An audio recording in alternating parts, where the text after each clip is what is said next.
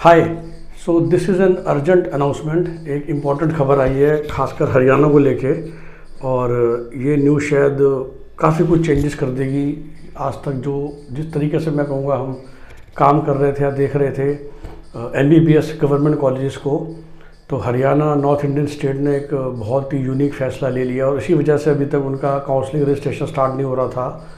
और वो फ़ैसला ये लिया है कि सरकारी कॉलेज की फ़ीस 10 लाख रुपए साल की कर दी गई है।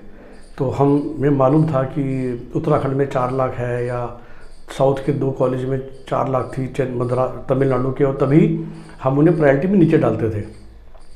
बट हरियाणा ने सीधा 10 लाख कर दिया है। लेकिन कहते हैं पब्लिक को शांत करने के लिए और बच्चों को शांत करने के लिए छोटा सा ट्विस्ट दे दिया है। वो ट्विस्ट क्या है? वो ट्विस्ट ये है कि आपके पास 2 ऑप्शन है, ऑप्शन ए और ऑप्शन बी, जब आपको सीट मिल रही है।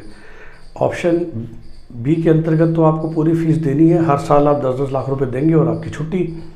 ऑप्शन ए में उन्होंने एक वो खेला है, तो गूगली दी है कि आपको सरकार की तरफ से आपको लोन दिया जाएगा। सरकार विल इंश्योर कि आपको लोन मिले, उस लोन से आप पैसे दीजिए, और कोर्स ख़त्म होने के बाद आपको हरियाणा के सरकारी अस्पतालों में काम करना पड़ेगा 7 साल तक, क्योंकि वो आपको लोन ही 7 साल का दिलाएंगे।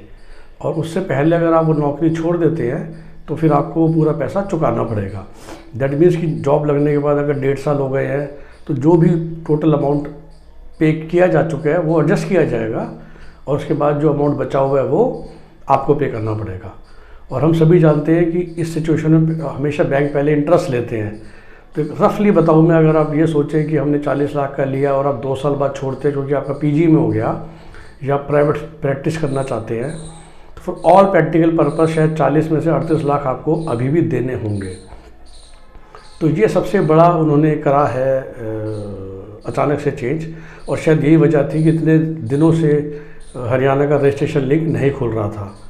तो जो हरियाणा के डोमिसाइल बच्चे हैं, जो 85% गवर्नमेंट सीट के लिए वेट कर रहे थे बहुत दिनों से, शायद जिसके कम मार्क्स थे अब उसका एडमिशन पक्का हो जाएगा, क्योंकि 40 लाख रुपीज़ 45 लाख रुपीज़ अब हर कोई दे नहीं सकता। तो कुछ टॉपर बच्चे होंगे 580-585 मार्क्स की रेंज वाले, जो शायद सरकारी कॉलेज अब छोड़ देंगे इस वजह से, और शायद कुछ और होंगे जो नीचे वाले को मिल जाएगा।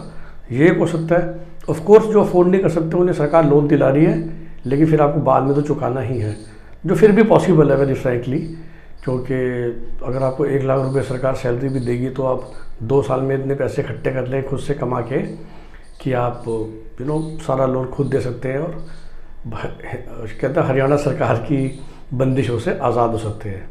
तो ये इंपॉर्टेंट अनाउंसमेंट अभी भी आई थी, मैंने सोचा कि आपसे शेयर कर दूँ। Have a nice day, bye bye.